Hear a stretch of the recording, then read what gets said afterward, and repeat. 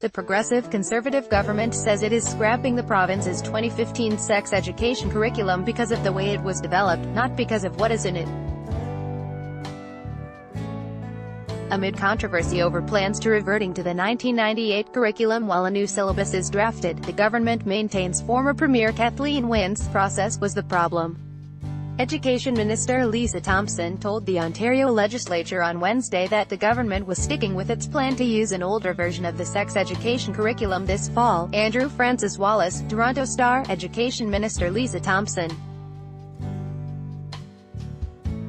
who refused to meet with reporters for a second straight day, told the legislature a revamp is necessary because not enough parents were consulted before the 2015 revision. "We know the previous Liberal government got it wrong. Through our consultation process we are going to get it right," Thompson said during question period on Wednesday. Teachers will be going back to curriculum they are familiar with because they are going to be using the curriculum that was utilized in 2014, the minister said. Article continued. Bella asked repeatedly by the Star what the Tories specifically objected to in the content of the sex ed curriculum. An aide to Thompson would only say, "What was so problematic was the manner in which this curriculum was introduced by the Wynne Liberals." Only about 4,000 parents from across Ontario received a link to a survey, and less than half responded, the aide said in an email. "That's not real consultation with parents." Former Liberal Education Minister Mitzi Hunter said Thompson changes her mind on sex education every day. "We need a clear answer from her, and I would say the questions are going to continuously be asked until she provides a firm answer that she doesn't change the next minute," said Hunter. Scarborough Guildwood, "To revert back to a curriculum from the last millennium, I think that's an insult to students, frankly, who need to rely on an education system that will prepare them for the world that they live in," she said. Between 1998 and 2014, students were taught from a 42-page curriculum that does not mention same-sex relationships, gender, consent or online safety. In 2015, a revamped 239-page curriculum was released. It addresses elements like cyber safety and encompasses societal changes such as the legalization of same-sex marriage, the protection of LGBT rights and the rise of social media. Article continued. Beloved social conservatives opposed that update.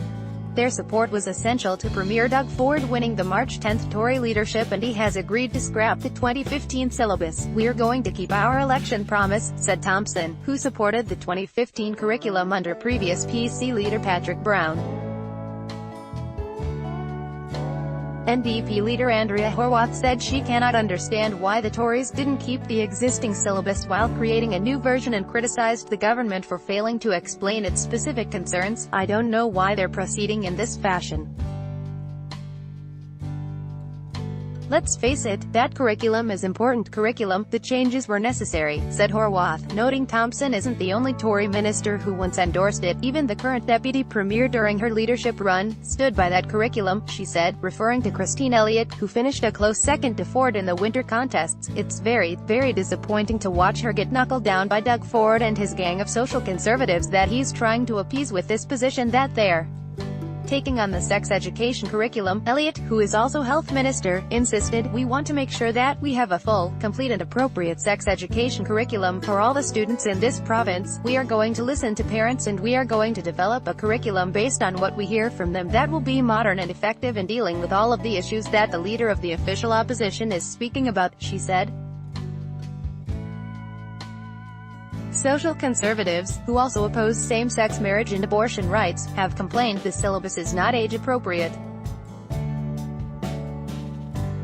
It includes the teaching of proper names for body parts and genitals in grade 1, a change child abuse investigators have long recommended. The idea of same-sex relationships is introduced in grade 3, while in grade 4 students learn about puberty and the need to be careful online. In grade 6, they are taught about what masturbation is as well as the importance of consent and about healthy relationships.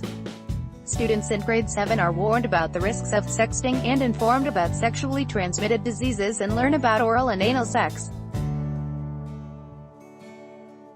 NDP MPP Peggy Settler, blaming Thompson for the chaos and confusion swirling around the issue, said, dragging Ontario backwards to 1998 is putting the health and safety of young people at risk. They pretend that there is a 2014 curriculum when there are only 1998 or 2015. They claim there will be ample space to address critical social issues, and that teachers will have flexibility to raise these topics, said Settler. School boards, teachers and parents need to know exactly what students will be learning in September. It shouldn't rely on individual teachers, said the veteran educator. This province has already had one of the most comprehensive education consultations in our history. It took place over a period of almost 10 years and resulted in the modernized 2015 Health and Physical Education curriculum. Robert Benzie is the Star's Queen's Park bureau chief and a reporter covering Ontario politics. Follow him on Twitter, @RobertBenzie.